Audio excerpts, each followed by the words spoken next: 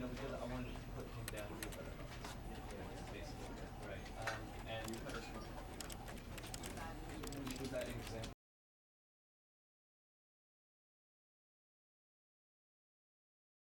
This is the story of a man named Stanley.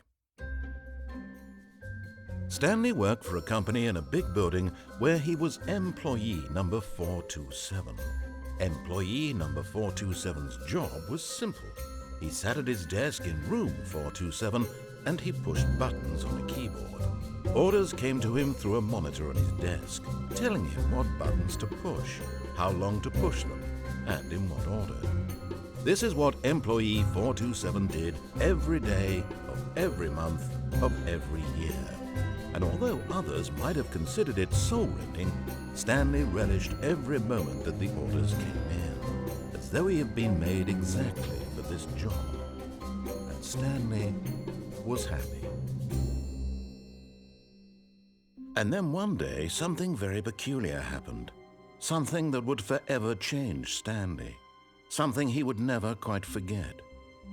He had been at his desk for nearly an hour when he realized that not one single order had arrived on the monitor for him to follow. No one had showed up to give him instructions, call a meeting, or even say hi. Never in all his years at the company had this happened, this complete isolation. Something was very clearly wrong. Shocked, frozen solid, Stanley found himself unable to move for the longest time. But as he came to his wits and regained his senses, he got up from his desk and stepped out of his office.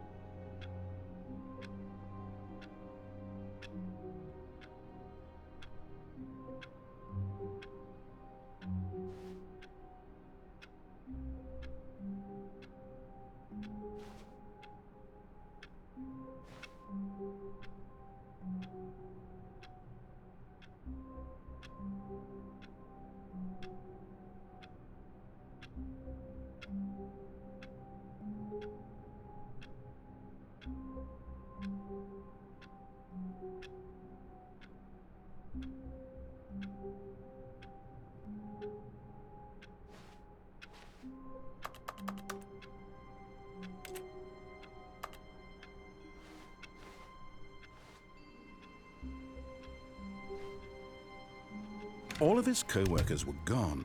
What could it mean? Stanley decided to go to the meeting room. Perhaps he had simply missed a memo.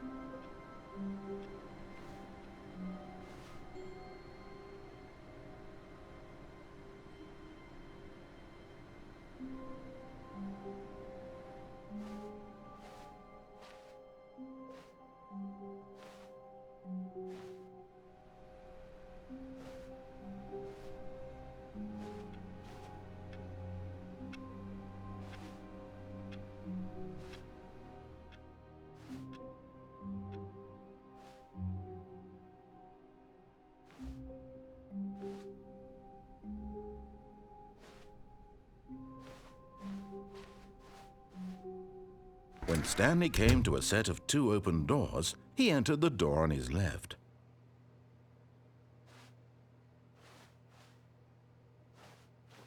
This was not the correct way to the meeting room, and Stanley knew it perfectly well. Perhaps he wanted to stop by the employee lounge first, just to admire it. Ah, yes, truly a room worth admiring. It had really been worth the detour after all, just to spend a few moments here in this immaculate, beautifully constructed room. Stanley simply stood here, drinking it all in.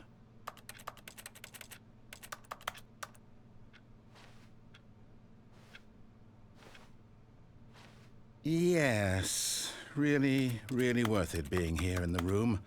A room so utterly captivating that even though all your co-workers have mysteriously vanished, but eager to get back to business, Stanley took the first open door on his left.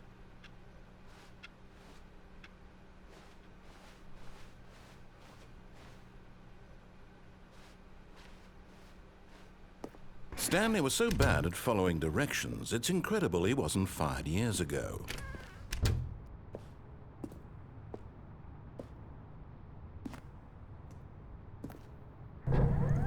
Look, Stanley, I think perhaps we've gotten off on the wrong foot here. I'm not your enemy, really, I'm not. I realize that investing your trust in someone else can be difficult, but the fact is that the story has been about nothing but you all this time. There's someone you've been neglecting, Stanley. Someone you've forgotten about. Please, stop trying to make every decision by yourself. Now, I'm not asking for me, I'm asking for, this is it, Stanley. Your chance to redeem yourself, to put your work aside, to let her back into your life. She's been waiting.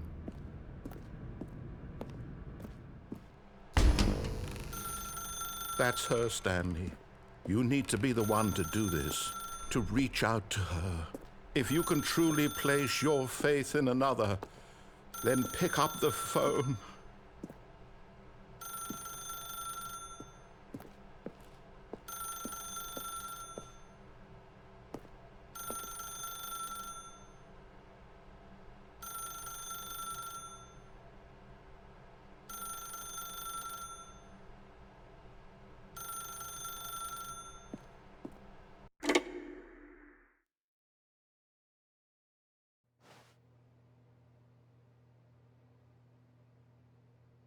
Oh, Stanley, is that you? Hold on, sweetie. Sorry to keep you waiting. I'm just pulling the bread out of the oven. All right. Okay, there we go. All right, now, I want you to come in and tell me all about your day. Gotcha! Oh, come on. Did you actually think you had a loving wife who'd want to commit their life to you? I'm trying to make a point here, Stanley. I'm trying to get you to see something. Come inside. Let me show you what's really going on here.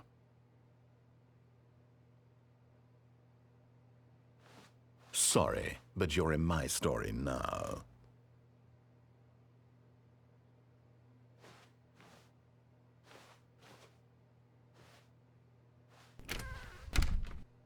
This is a very sad story about the death of a man named Stanley.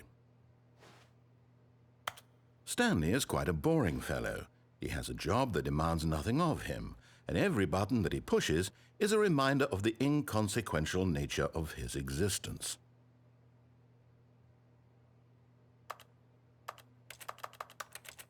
Look at him there, pushing buttons, doing exactly what he's told to do. Now he's pushing a button. Now he's eating lunch. Now he's going home. Now he's coming back to work. One might even feel sorry for him, except that he's chosen this life.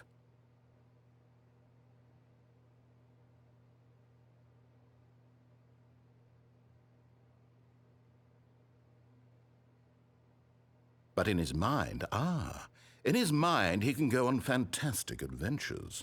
From behind his desk, Stanley dreamed of wild expeditions into the unknown, fantastic discoveries of new lands. It was wonderful. And each day that he returned to work was a reminder that none of it would ever happen to him. And so he began to fantasize about his own job. First, he imagined that one day while at work, he stepped up from his desk to realize that all of his co-workers, his boss, everyone in the building had suddenly vanished off the face of the earth. The thought excited him terribly. So he went further. He imagined that he came to two open doors and that he could go through either. At last, choice.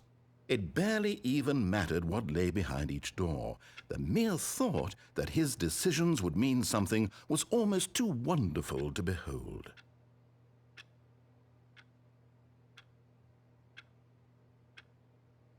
As he wandered through this fantasy world, he began to fill it with many possible paths and destinations. Down one path lay an enormous round room with monitors and mind controls. And down another was a yellow line that weaved in many directions. And down another was a game with a baby. And he called it the Stanley Parable.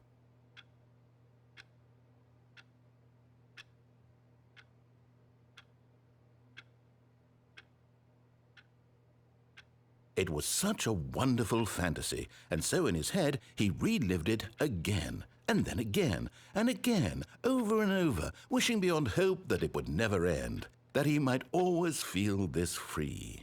Surely there's an answer down some new path, mustn't there be? Perhaps if he played just one more time. But there is no answer. How could there possibly be? In reality, all he's doing is pushing the same buttons he always has. Nothing has changed. The longer he spends here, the more invested he gets, the more he forgets which life is the real one. And I'm trying to tell him this, that in this world he can never be anything but an observer, that as long as he remains here, he's slowly killing himself. But he won't listen to me. He won't stop. Here, watch this. Stanley, the next time the screen asks you to push a button, do not do it. You see? Can he just not hear me? How can I tell him in a way that he'll understand that every second he remains here, he's electing to kill himself? How can I get him to see what I see? How can I make him look at himself? I suppose I can't, not in the way I want him to. But I don't make the rules. I simply play to my intended purpose, the same as Stanley. We're not so different, I suppose. I'll try once more to convey all this to him. I'm compelled to. I must. Perhaps, well, maybe this time he'll see. Maybe this time. And I tried again, and Stanley pushed a button. And I tried again, and Stanley pushed a button. And I tried.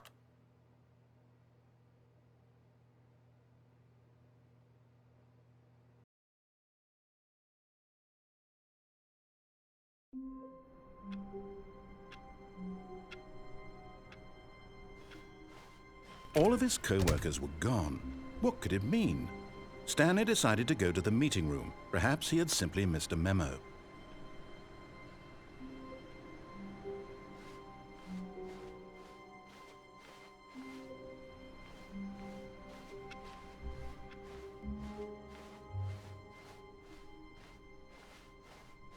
When Stanley came to a set of 2 open doors, he entered the door on his left.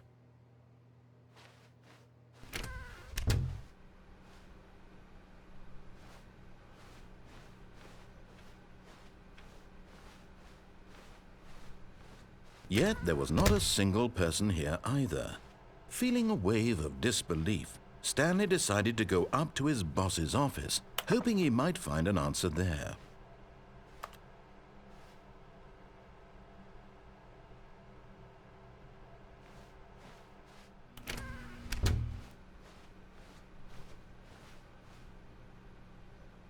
Coming to a staircase, Stanley walked upstairs to his boss's office.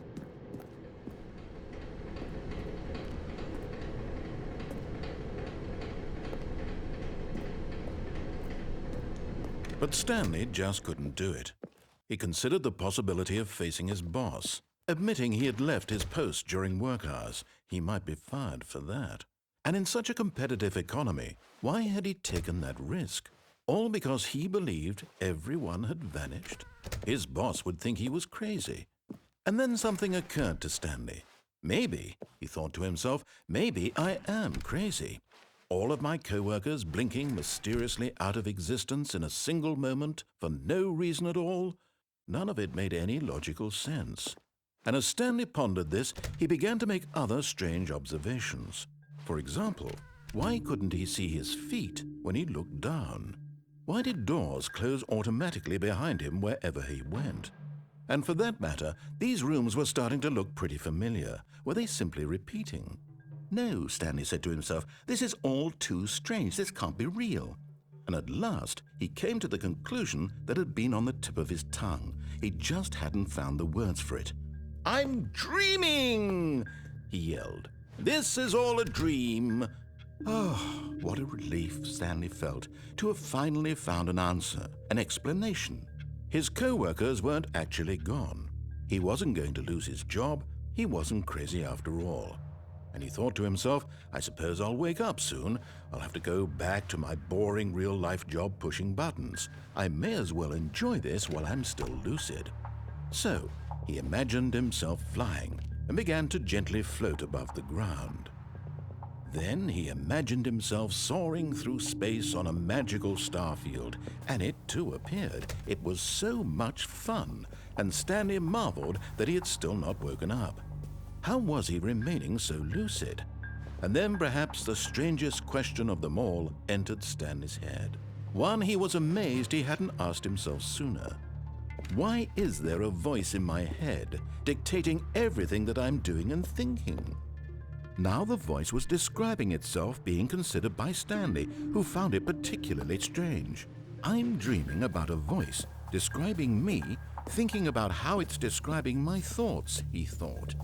And while he thought it all very odd and wondered if this voice spoke to all people in their dreams, the truth was that, of course, this was not a dream.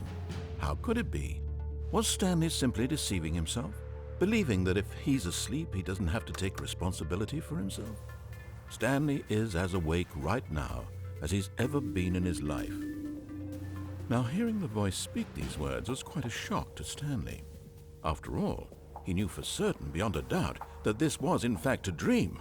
Did the voice not see him float and make the magical stars just a moment ago? How else would the voice explain all that? This voice was a part of himself too. Surely, if he could just... He would prove it. He would prove that he was in control, that this was a dream. So he closed his eyes gently, and he invited himself to wake up. He felt the cool weight of the blanket on his skin, the press of the mattress on his back, the fresh air of a world outside this one.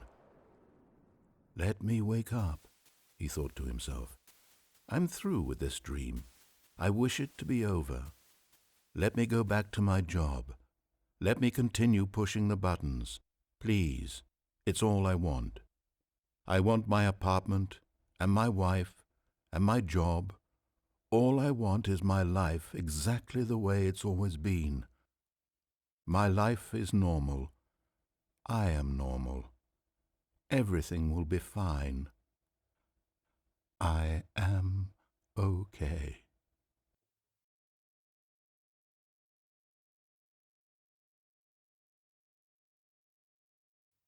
Stanley began screaming. Please, someone, wake me up. My name is Stanley. I have a boss. I have an office. I am real. Please, just someone tell me I am real. I must be real. I must be. Can anyone hear my voice? Who am I? Who am I? And everything went black.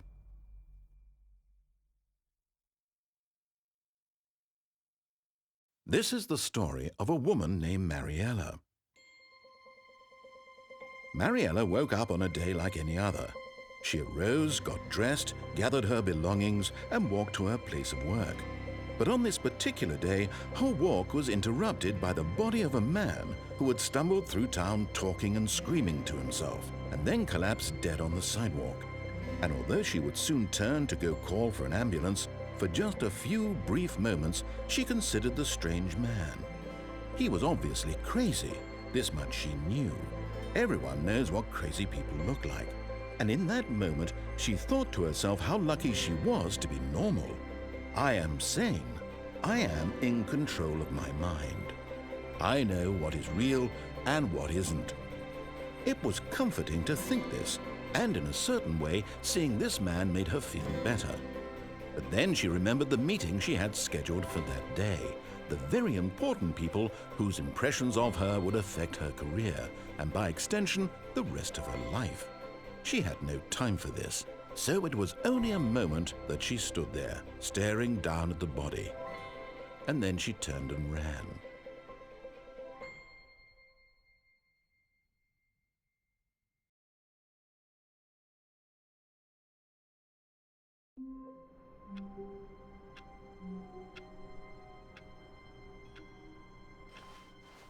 All of his co-workers were gone, What could it mean? Stanley decided to go to the meeting room. Perhaps he had simply missed a memo.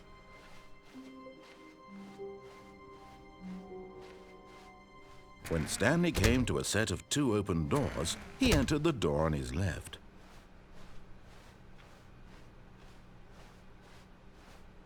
Yet there was not a single person here either. Feeling a wave of disbelief, Stanley decided to go up to his boss's office. Coming to a staircase, Stanley walked upstairs to his boss's office.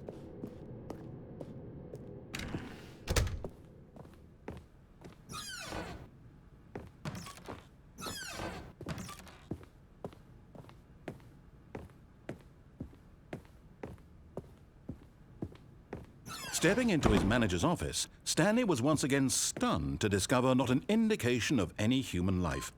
Shocked, unraveled, Stanley wondered in disbelief. Stanley was in such a rush to get through the story as quickly as possible, he didn't even have a single minute to just let the narrator talk. That kind of anxiety isn't healthy, so he relaxed for a few moments with some calming New Age music.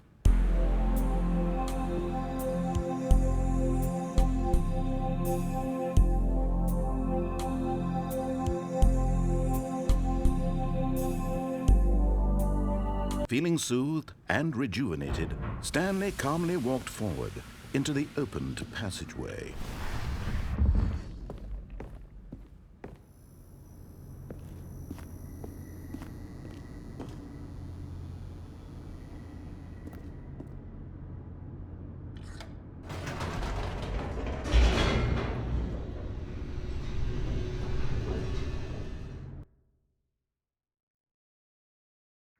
Descending deeper into the building, Stanley realized he felt a bit peculiar. It was a stirring of emotion in his chest, as though he felt more free to think for himself, to question the nature of his job. Why did he feel this now, when for years it had never occurred to him? This question would not go unanswered for long.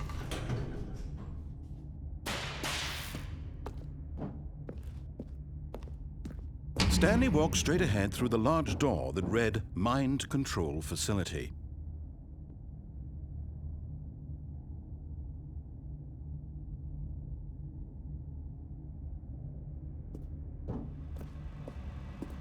Although this passageway had the word Escape written on it, the truth was that at the end of this hall, Stanley would meet his violent death.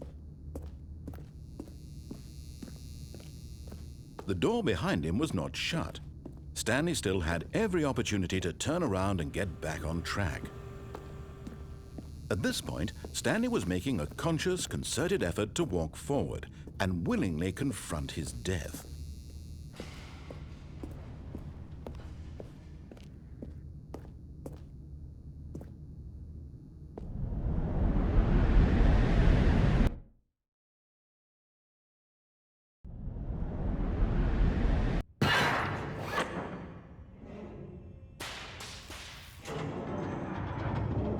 As the machine whirred into motion and Stanley was inched closer and closer to his demise, he reflected that his life had been of no consequence whatsoever.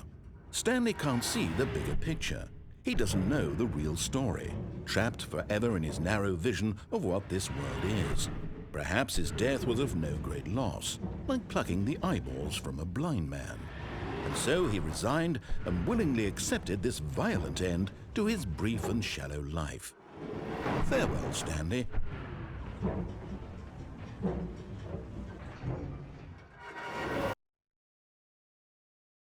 "Farewell, Stanley," cried the narrator, as Stanley was led helplessly into the enormous metal jaws.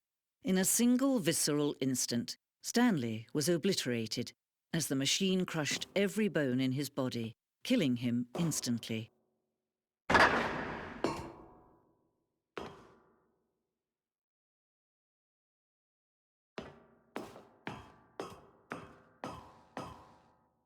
And yet it would be just a few minutes before Stanley would restart the game, back in his office, as alive as ever. What exactly did the narrator think he was going to accomplish? When every path you can walk has been created for you long in advance, death becomes meaningless, making life the same. Do you see now? Do you see that Stanley was already dead from the moment he hit start?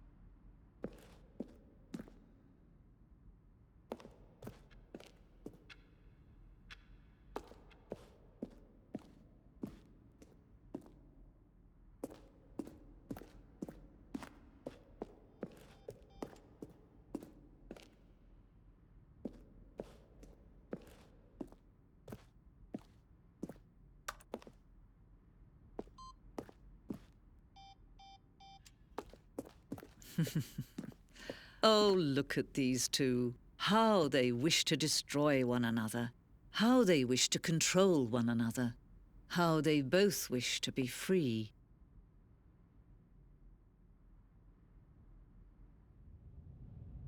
Can you see? Can you see how much they need one another? No, perhaps not. Sometimes these things cannot be seen. But listen to me. You can still save these two. You can stop the program before they both fail. Turn off your PlayStation. There's no other way to beat this game. As long as you move forward, you'll be walking someone else's path. Stop now and it'll be your only true choice. Whatever you do, choose it. Don't let time choose for you. Don't let...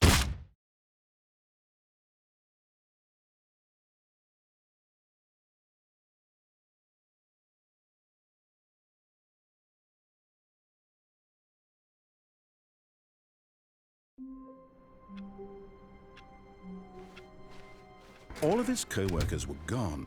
What could it mean? Stanley decided to go to the meeting room. Perhaps he had simply missed a memo.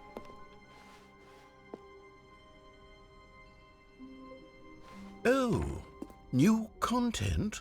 What does that mean, new content?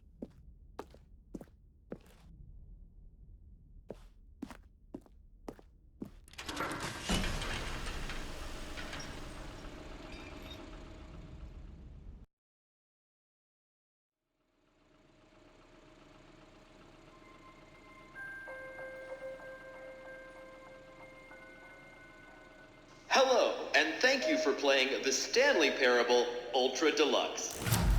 As you may know, the Stanley Parable was a video game released in 2013 on home computers.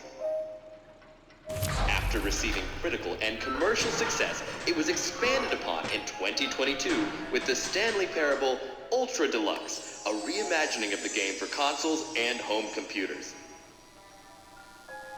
The Stanley Parable Ultra Deluxe features exciting new content that broadens and expands the world of the Stanley Parable, delighting audiences the world over. Please, step inside and see what thrilling new adventures await in the Stanley Parable Ultra Deluxe. Oh, well, this sounds delightful. I'm very excited to see the thrilling new Ultra Deluxe content. Okay, so far it's an elevator. Nothing special yet, but I'm sure it's just the beginning of a mesmerizing adventure.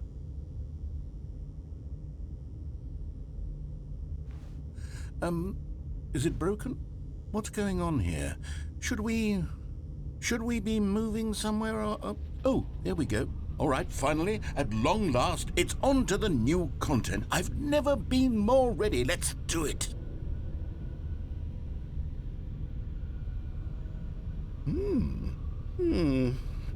I have to say, initial impressions of Stanley Parable Ultra Deluxe, mostly tedious.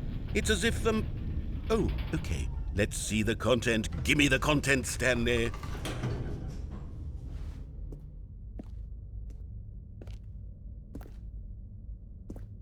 All right. All right, let's see. It's the jump circle.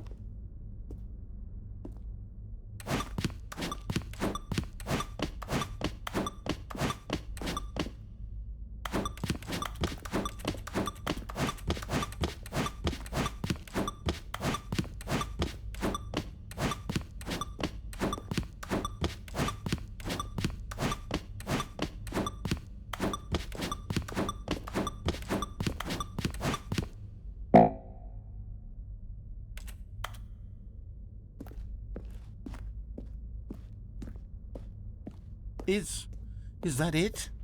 Surely that's not all the new content. There has to be something else, right? Goodness, another elevator. Stanley, I have to say, initial impressions of this game are not positive. It's just elevators and jumping. Is this what passes for exciting new content? If this is new content, then I could just read you the whole dictionary. There's 20 hours of new content right there. Hell, I could count to 30 trillion. You could put that on the box. The Stanley Parable Ultra Deluxe, now with over 1,000 hours of new content. And if... Oh, wait. There's more. Very good. Yes. I knew there had to be something else. Let's see it. I'm ready for whatever it is.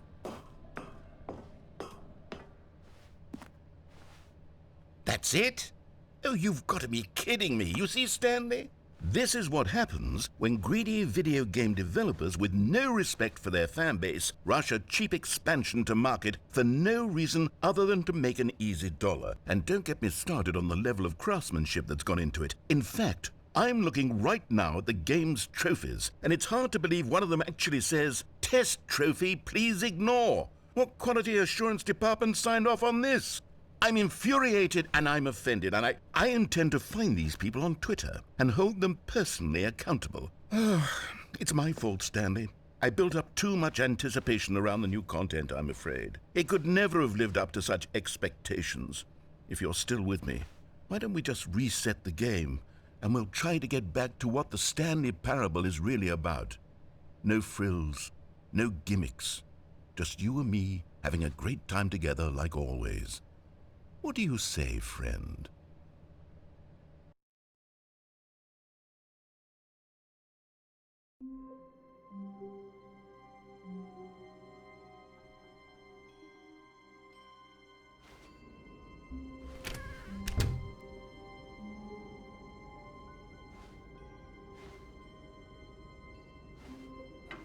Psst!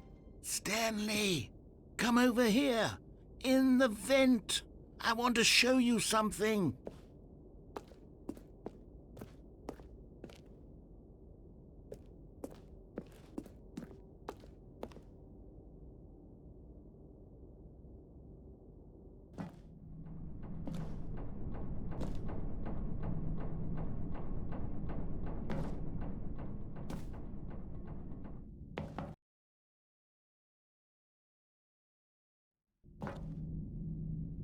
Okay, you remember how cheap and unsatisfying the new Ultra Deluxe content turned out to be? Well, it got me thinking about the past and how much better the Stanley Parable used to be.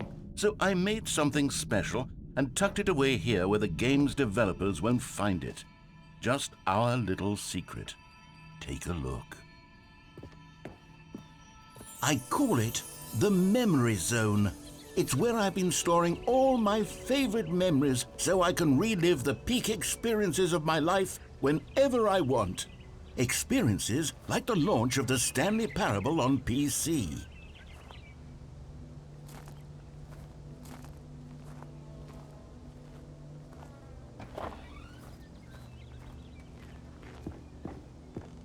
You see, Stanley, doesn't the Memory Zone remind you of how wonderful Stanley Parable was before it was sullied with a cheap PlayStation port? Remember back in October of 2013, when the game originally launched? Back then, video games had integrity. Back then, it all meant something. Oh, the waste.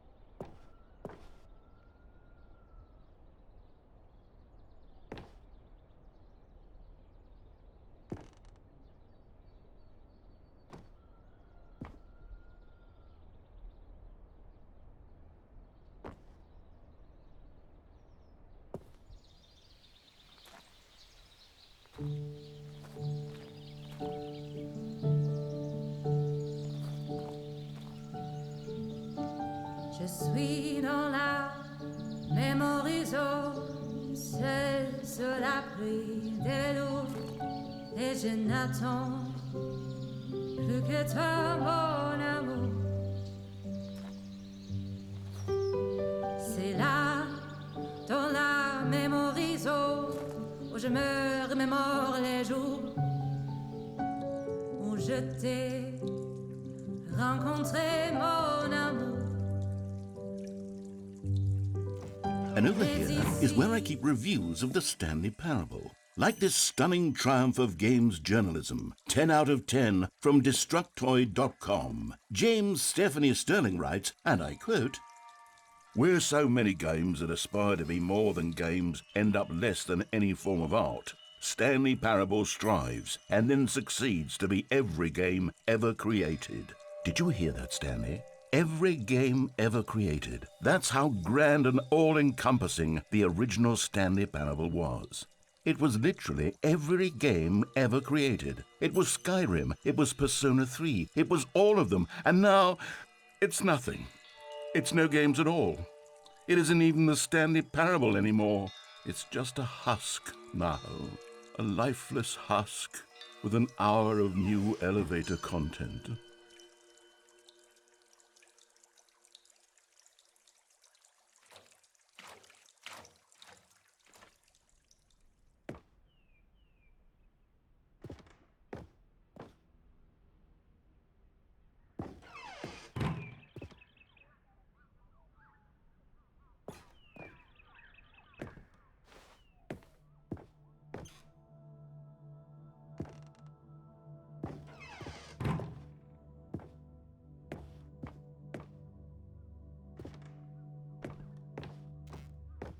Here's another moving passage, this time from GameSpot.com. The Stanley Parable is both a richly stimulating commentary on the nature of choice in games and one that offers some of the most enjoyable, surprising, and rewarding choices I've ever been confronted with in a game. 9 out of 10. Don't you get it, Stanley? The game was perfect. It didn't need anything else. It didn't need new content. All they had to do was transport it in pristine condition along to the PlayStation, boom, done. And they couldn't even do that. Couldn't resist the urge to go meddling with a beloved franchise.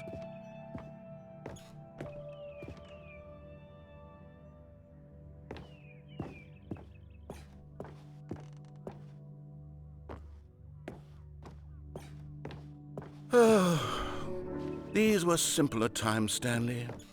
But I wouldn't give to go back, to have it all over again. Wait, hang on. I don't recall this part of the memory zone before. What's this? What's down here? Oh no, oh God, no, Stanley. It's a collection of reviews from Pressurized Gas, the extremely popular online storefront for computer games. I haven't looked at these in years. I can't even imagine what's been collecting down here. Surely these reviews were glowing as well, weren't they? Honestly, I could not be bothered to play this game to full completion. The narrator is obnoxious and unfunny, with his humor and dialogue proving to be more irritating than entertaining. Unfunny! I'm not trying to be funny. I'm trying to make a serious work of art.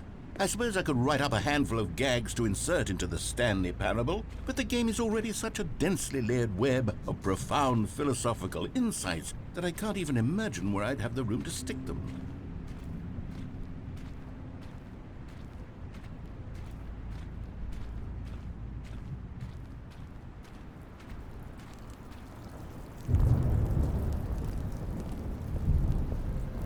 Okay, let's see what this one says. While the idea for the game is good, for someone who prefers non-linear games, this preachiness gets annoying fast. Preachy? Stanley? I'm not preachy, am I? You can tell me if I'm preachy. Honestly, you can. Oh, goodness. This is actually quite shocking for me. To be honest, I had always thought of the game's dialogue as being rather terse to begin with. You can't know how much fluff I cut from the game to get it to feel as light and airy as it... Well, I always thought it did. But maybe it wasn't. Oh dear. What an awful memory to have to hold on to. These black marks on my otherwise unimpeachable track record. I feel like a failure. Like I let these people down. Perhaps the Stanley Parable isn't quite as sterling as I always remembered.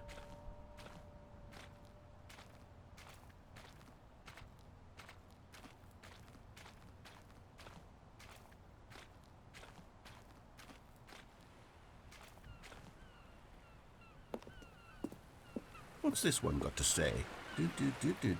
You constantly have to stop doing anything so the narrator can catch up with his long-winded explanations of what's happening. I wish there was a skip button. A skip button? Well, yes.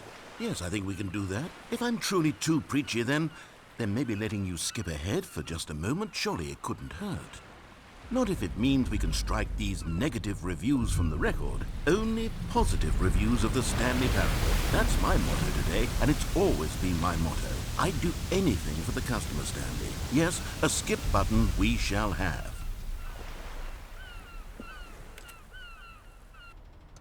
And here it is. Go ahead and give it a...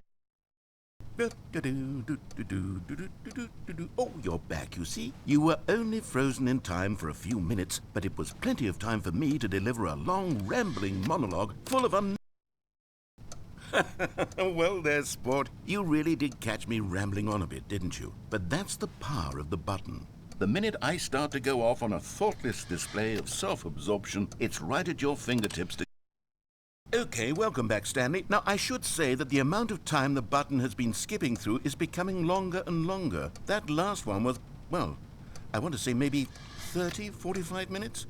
It's not Stanley, please don't push the button again. It's been 12 hours. You've just been frozen there. I don't know why the skips are getting longer, but they're really... Oh, Stanley, you're back. You're back. Oh, my goodness. I have someone to talk to again. Stanley, I think it's been a week. Or 2 weeks. I've been... Oh, hello. It's you. You're here again. Welcome. I have had time to think about you and about us and about...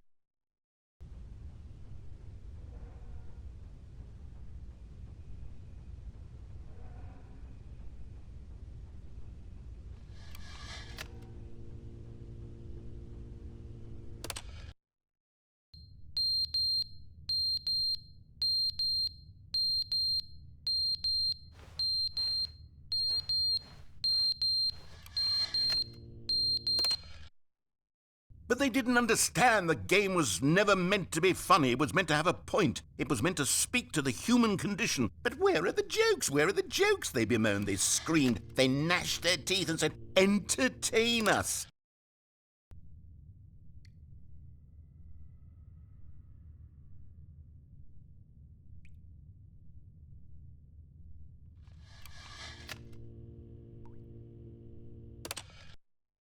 The end is never the end, is never the end, is never the end, is never the end, is never the end, is never the end, is never the end, is never the end, is never the end, is never the end, is never the end, is never the end, is